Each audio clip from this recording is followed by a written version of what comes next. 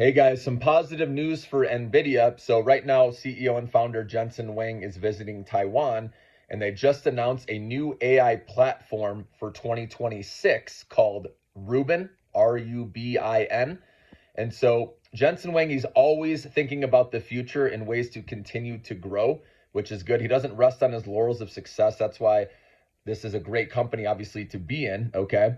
And we haven't even gotten to the Omniverse. Remember the digital twins, right? Earth 2, it's called, where they're literally taking, a digital twin of everything out there in the world, okay? And we know self-driving is the next, big addressable market. We know Tesla's ahead with that, but NVIDIA will be in that as well, okay? So that's going to be a huge growth driver, okay, for this company too in the future. But you do have to handle a dip at some point this year. I believe there will be a good correction, okay, with how high the stock's gone. Anything that goes up quickly has to come down quickly at some point, guys, okay? And I think that's going to happen after the next earnings report. Like you've heard me say, this is, towards the end of August is when they'll have their next earnings, because remember, number one, they're comparing off of huge numbers from last year, okay?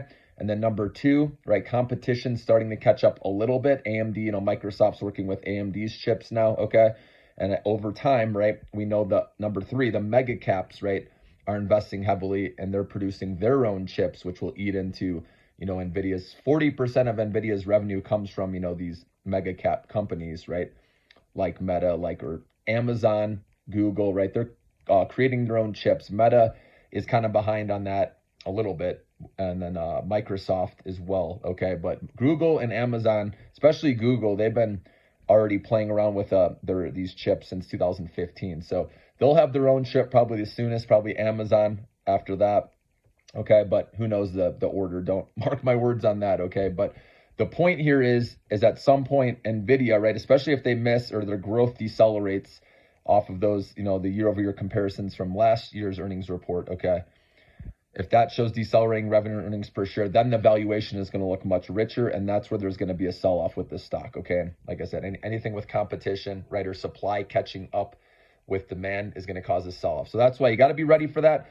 But that's going to be where, if there's a 10% or more correction, I believe that dip will eventually get bought, because, again, this company's a picks and shovel play. They're getting into so many different industries.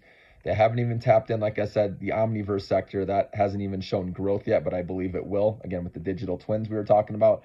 So there's a lot to like. And like I said, having CEO and founder Jensen Huang, he's constantly looking at the future. Okay, we got the Blackwell chip later this year. And now instead of every couple years having a new chip, they're going to have a new chip every year. And so that's good. He wants to stay ahead of the competition and keep this market share and obviously high gross margins as long as possible. But just know at some point, those margins are going to have to come down, because AMD is going to offer cheaper chips out there, and then other competition as well, okay? There's also startups that are coming on the scene.